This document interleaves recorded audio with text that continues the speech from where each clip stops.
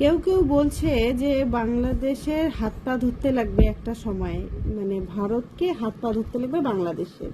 তো বাংলাদেশকে বলতে চাই যে ইন্ডিয়ার সমান হতে গেলে না 7 বার জন্ম নিতে লাগবে।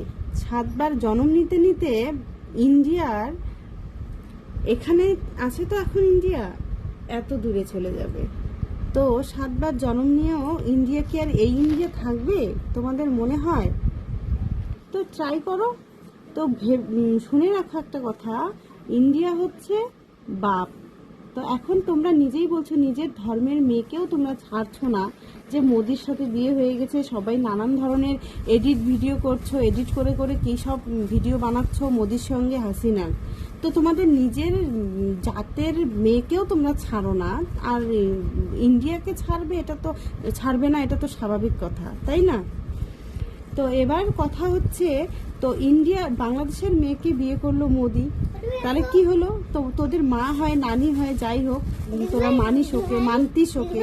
তো এখন তোদের তো ওকে বিয়ে করার পরে মোদি কি হলো? তোদের বাপ। তো ইন্ডিয়া তোদের সব সময় তোদের বাপই ছিল, বাপকে রেসপেক্ট কর।